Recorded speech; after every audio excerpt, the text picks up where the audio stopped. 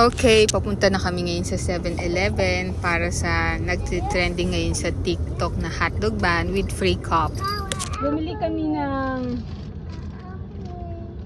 hotdog with bun. Dahil 4 kami sa bahay, kaya dalawa yung nakuha kong free. Nakaganyan yan. Hindi kasi kasya sa bento.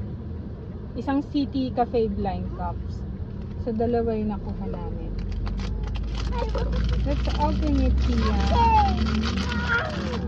Oh, there you go. Wow! Look! What I got! Oh, show yours. Let me help you. Oh, show it to the... Wow! Show it to them. Yay! Coffee. It's hot. And 4 pieces. Take it for me. So cute.